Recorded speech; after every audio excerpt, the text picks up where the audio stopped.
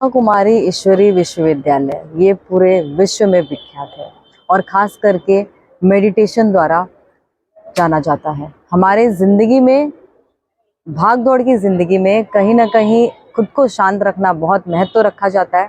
इसलिए संभव हो सके तो अपने लिए थोड़ा सा वक्त निकाल के मेडिटेशन ज़रूर करें। आपको बता दूं, मैं इस वक्त मुंबई के अंधेरी वेस्ट डीएन नगर में मौजूद हूँ, जहाँ पर ब्रह्मा कुमारी द्वारा महाशिवरात्रि आने वाला है। ऐसे में इस उपलक्ष्य में 8 दिन का महाशिविर का आयोजन किया गया है, जहाँ पर 12 ज्योतिर्लिंगम का यहाँ पे प्रदर्शन किया गया है। 9 देवियों का यहाँ पे जो रूप है वो भी पेश किया गया है, और साथ ही महाशिवरात्रि के उपलक्ष्य में क्या कुछ खास विशेषताएं होती हैं वो भी बताया गया। इस वक्त मेरे साथ ब्रह्मा कुमारी की सबसे बड़ी दीदी योगिनी दीदी है, हम उनसे बात करेंगे। दीदी, ओम शांति। क्या कहना चाहेंगे इस 8 दिन के महाशिविर पे? क्या कुछ खास लोगों के लिए? ये इतना बड़ा ग्राउंड देखा जा रहा है, 3-4 दिन हो गए, लोग आ रहे हैं, इसका लाभ उठा रहे हैं, क्या कहना चाहेंगे? मैं ये कहना चाहूंगी जी। कि ये आध्यात्मिक मेला शिव अवतरण से स्वर्णिम सृष्टि का आयोजन किया गया है। और ये मेला करने का कारण यही है कि सभी को आत्मदर्शन, परमात्मा दर्शन, राजयोग के ऊपर और उसके साथ उनकी अनुभूति भी कराई जाती है। और काफ़ी और भी स्टॉल जो है वो आध्यात्मिक बनाए हुए हैं। बहुत सुंदर ये मेला बनाया हुआ है, और मैं कहेंगी कि हर एक व्यक्ति उनका लाभ लेंगे, उनको जीवन में बहुत कुछ अच्छा सा वो अपने जीवन को श्रेष्ठ बना सकेंगे। तो जैसे हम महाशिवरात्रि का त्योहार आ रहा है और हम भारत देश में शिवरात्रि को धूमधाम से मनाते आए हैं, कारण यही है कि देखो, हम जब शिवरात्रि कहते हैं, वैसे हम जन्माष्टमी कहेंगे, राम नवमी कहेंगे, महावीर जयंती कहेंगे, बुद्ध जयंती कहेंगे, परंतु शिवरात्रि कहा गया है। कारण क्या? ये मेले में चित्रों द्वारा समझाया गया है कि कलयुग की जब घोर अंधकार रूपी रात्रि आती है, तब परमात्मा का दिव्य और अलौकिक अवतरण होता है। मैंने बताया पहले भी कि हमारे नाम जो है वो कोई गुण और कर्तव्य के आधार पर नहीं होते हैं। किसी का नाम होगा शांति बहन तो कहेंगे ये तो अशांति करती रहती है। किसी का नाम होगा अमीर चंद तो कहेंगे ये तो बेचारा फकीर चंद है। परंतु परमात्मा शिव के जो भी नाम है वो उसके गुण और कर्तव्य के ऊपर है। शिव माना कल्याणकारी। इसी तरह से हम उनको कहते हैं सोमनाथ, ज्ञान अमृत पिलाने वाला है। उसी तरह से मुंबई में उनको बबुलनाथ कहते हैं। बबुल माना कांटा, कांटे को भी फूल बनाने वाला जो है वो वही परमात्मा है।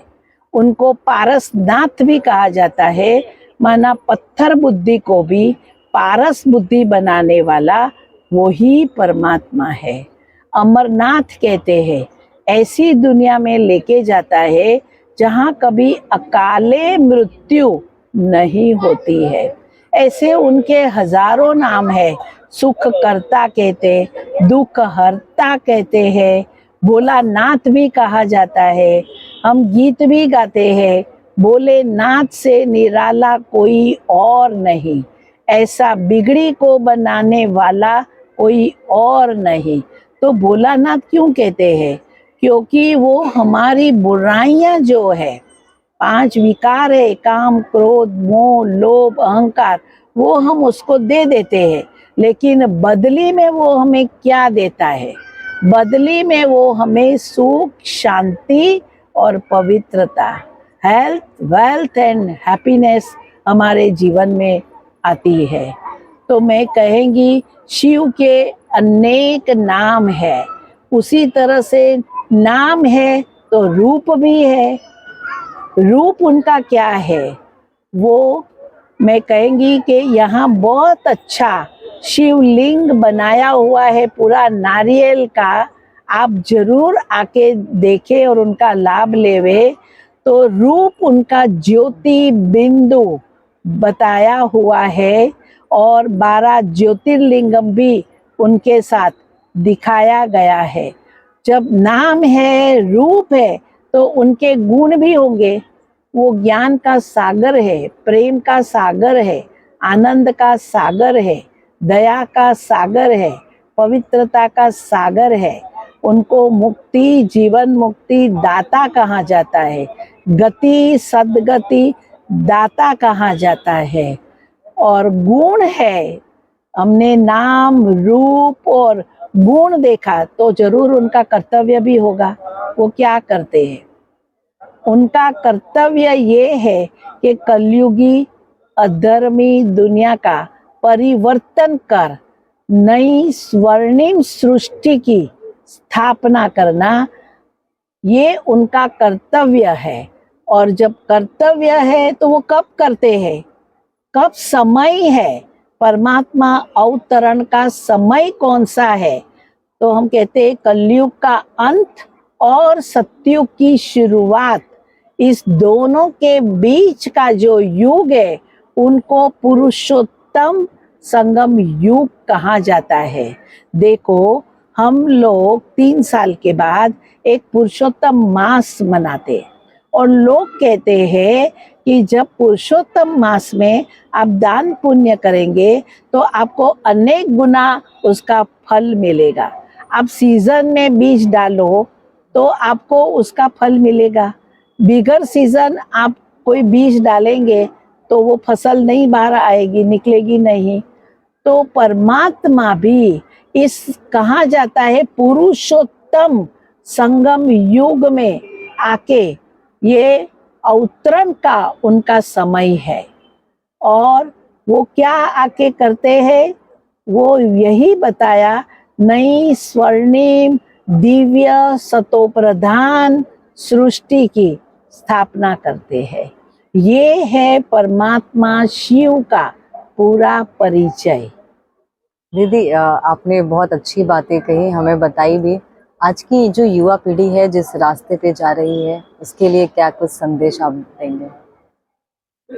आज की जो युवा पीढ़ी है, हमने बहुत अच्छा, हमारे पास युवा विंग है और ब्रह्मा कुमारी की राज योगा एजुकेशन रिसर्च फाउंडेशन के अंतर्गत 20 विंग्स है।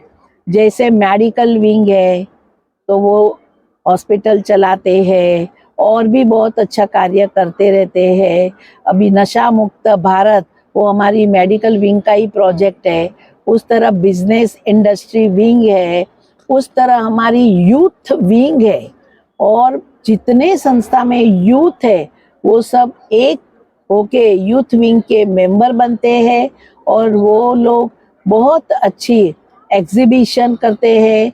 बस एक रखी है, पूरा इंडिया में वो बस ट्रैवल कर रही है। इस तरह से काफ़ी प्रोजेक्ट हमारी यूथ विंग जो है वो करती है और सबको समझाते हैं। क्योंकि आज यूथ के अंदर मैं खुद ही देखती हूँ, जहाँ मैं रहती हूँ वहाँ बहुत कॉलेज और स्कूल है। तो बच्चे हमारे पास आते हैं और हम देखते हैं कि बच्चों के अंदर डिप्रेशन, यदि 12th में परसेंटेज नहीं आएंगे तो सुसाइड टेंडेंसी उनकी हो जाती है और अपसेट तुरंत हो जाते हैं, टेंशन में तुरंत आ जाते हैं। एग्जाइटी कोरोना के बाद तो हमने बच्चों में देखा है बहुत एग्जाइटी की बीमारी हो गई है। तो हम इन बच्चों के लिए, यूथ के लिए स्पिरिचुअल काउंसलिंग करते हैं। जो हम हॉस्पिटल चलाते हैं वहाँ भी हम स्पिरिचुअल काउंसलिंग उस बच्चों के लिए करते हैं।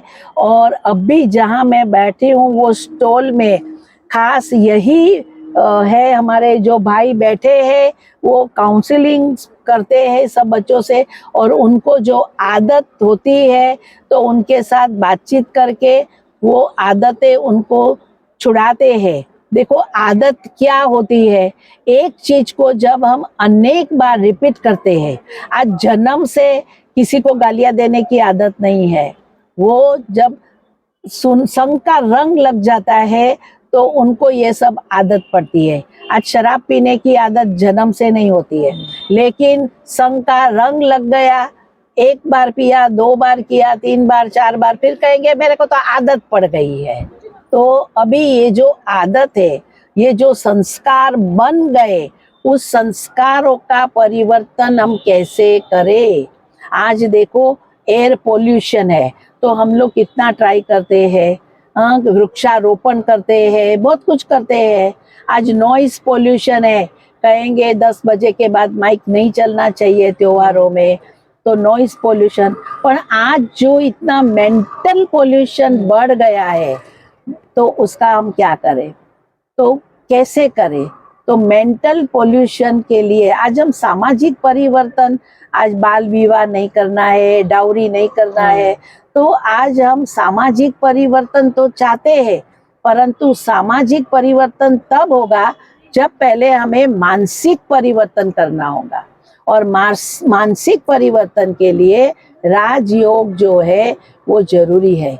योग मानव को संयम सिखाता है और संतुलन आचरण में ले आता है।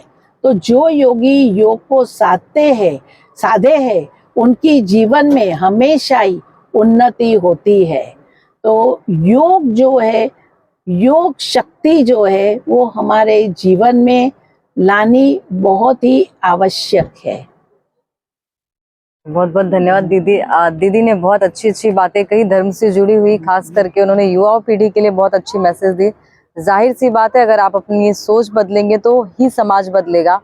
जिस तरीके का आप सोचेंगे, जिस तरीके का आप खाना खाएंगे, ग्रहण करेंगे, वही आपके वातावरण में आपको दिखता हुआ नजर आएगा। तो फिलहाल के लिए इतना ही।